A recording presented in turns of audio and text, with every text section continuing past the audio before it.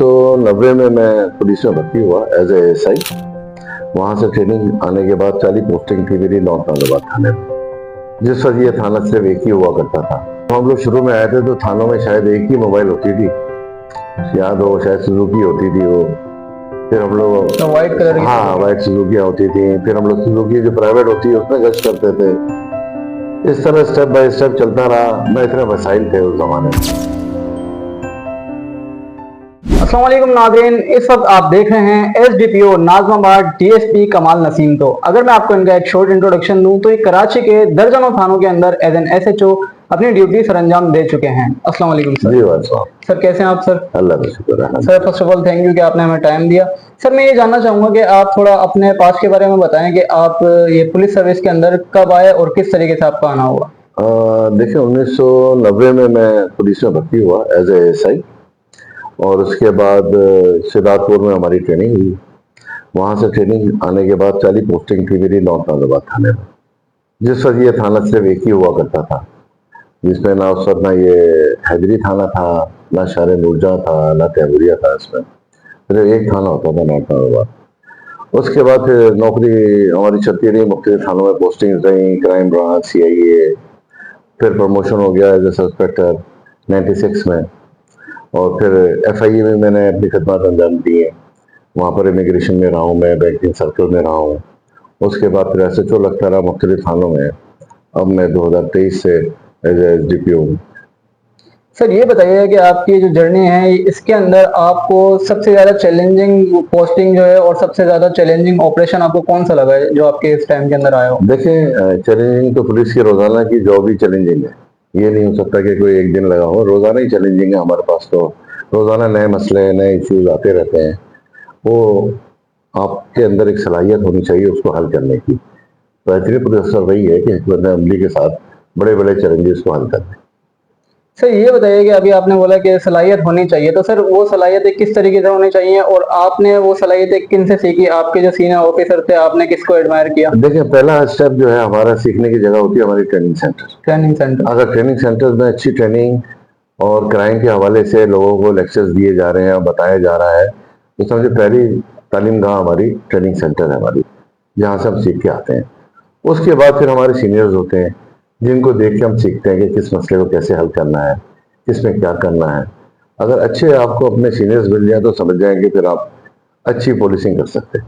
Sir ये बताइएगा, आप अभी एसडीपीओ नाज़िमाबाद हैं और आपके अंडर अभी 3 थाने आते हैं, तो इन 3 थानों के अंदर और खास तौर पे जो इलाके हैं सबसे ज्यादा क्राइम आपको क्या लगता है कि किस इलाके के अंदर है और अगर है तो उसकी वजह क्या है? देखिए अभी फिलहाल तो जो हमारी हिकमत अमली है, एसएसपी साहब हमारे जो है क्राइम के हवाले से, डीआईजी साहब बड़े नजर रखते हैं क्राइम पे।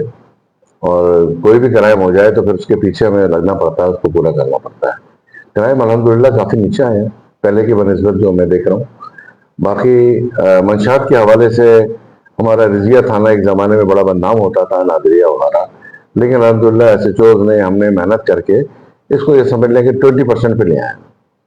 सर ये बताएं कि अभी आपने मंशियात का कहा, लेकिन स्ट्रीट क्राइम के अगर ऊपर हम बात करें तो स्ट्रीट क्राइम के ऊपर आप क्या कहना चाहेंगे कि किस इलाके में ज्यादा चल रहा है और अगर चल रहा है तो आप लोग उसकी क्या स्ट्रेटेजी अपना रहे हैं उसको कंट्रोल करने के लिए? देखिए बेहतर तो इसके अंदर यही होता है कि पेट्रोलिंग और टाइमिंग कि किस जगह पे किस वक्त पे वारदात हो रही है। अगर इसको आपने पॉइंट आउट कर लिया तो समझ लें कि आप पकड़ भी लेंगे उनको और स्ट्रीट क्राइम भी अपना खत्म कर लेंगे। सर बेसिकली एक एसडीपीओ की ड्यूटी क्या होती है कि आपके अंडर में जो 3 थाने आप उनको किस तरीके से कंट्रोल करते हैं, किस तरीके से नफरी मैनेज करते हैं, वो आपकी जो ड्यूटी है वो क्या है बेसिकली? ये एसडीपीओ का मतलब है एज ए सुपरविजन ऑफिसर। तीनों एसएचओ को गाइडलाइन देना, उनको बताना, अपने तजर्बे से उनको बताना कि भाई किस तरह से किस क्राइम पे कहाँ पर काम करना है। अब आजकल जैसे सीसीटीवी फुटेज हमें बड़ी मदद देती है पुलिस को क्राइम डिटेक्ट करने में। तो हमारी तवज्जो आजकल यही है कि ज़्यादा से ज़्यादा सीसीटीवी कैमरे लग जाए, नफरी को मोटिवेट करना, उनकी हौसला अफजाई करना, ताकि वो नए लड़के जो आए हैं आजकल, आप देख रहे होंगे काफ़ी नई भर्ती हुई है पुलिस में सिपाहियों की। तो ताकि वो ज़्यादा मेहनत से काम करें, उनका दिल लगे क्राइम को बर्स्ट करने में। सर अभी आपने बताया कि आपको एक अरसा गुजर गया सिंध पुलिस के अंदर, तो सर मैं जानना चाहूंगा कि आपकी मेमोरीज होंगी, कुछ मेमोरेबल मोमेंट्स होंगे, आप ये बताएं कि सिंध पुलिस और खासतौर पे कराची पुलिस किस तरीके से अपग्रेड हुई है, अगर आप शेयर करना चाहें मोमेंट। देखें, जब हम लोग शुरू में आए थे तो थानों में शायद एक ही मोबाइल होती थी, याद हो, शायद सुजुकी होती थी वो।